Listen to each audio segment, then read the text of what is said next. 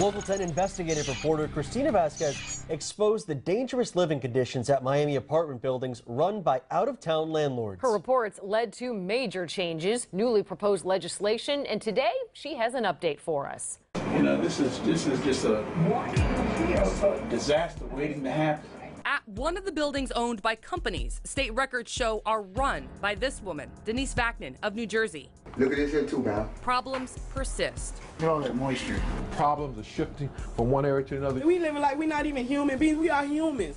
We are not dogs. For years, people in these Vazquez-run buildings located in Liberty City and Overtown have been living with mold, crumbling balconies, electrical issues, sewage leaks, roaches. There was even a ceiling collapse.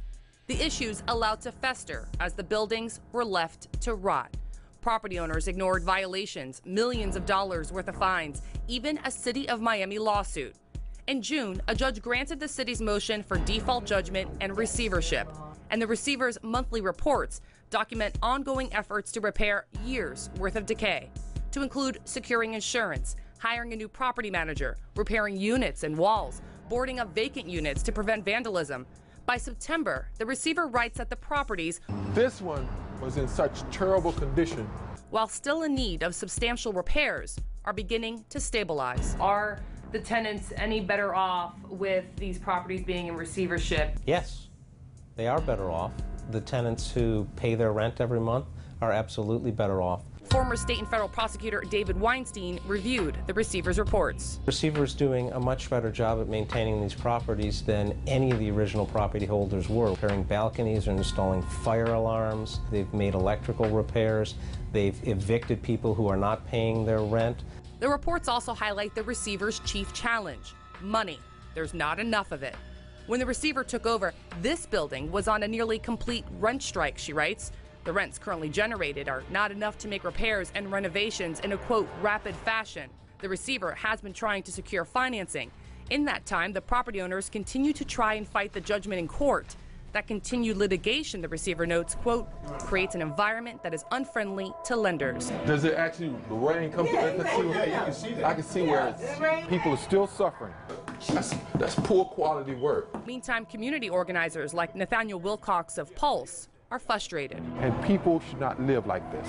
It took a long time for these properties to go into the disrepair that they were found in when you did this story originally, when people were coming to you saying, I can't live in my apartment. It's not going to happen overnight that the repairs are made. People who are living there should start to see some signs of habitability returning to these premises. People who live in these apartments, they count. In a statement, an attorney retained by Denise Vazquez and her husband Abe said, quote, we are cooperating with the court and the receiver. The goal has been to preserve these 147 housing units. We are working to preserve low-income housing in areas of Miami-Dade County that desperately need it.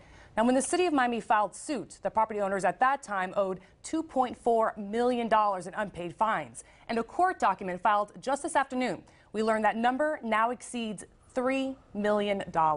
By the way, the receiver's next report is supposed to be filed tomorrow. And Christina, we all remember when the story originally aired. Now there's actually legislation that was proposed to help combat this problem, right? Exactly right. There's a House bill and a Senate bill, both proposed, both identical to each other after that Call Christina Left to Rot investigation. Both of them provide criminal penalties. The aim here is to hold negligent landlords accountable. We have more on that and what state lawmakers are saying about it on the Call Christina page of local10.com. This affects so many people. Christina, sparking change. Thank you.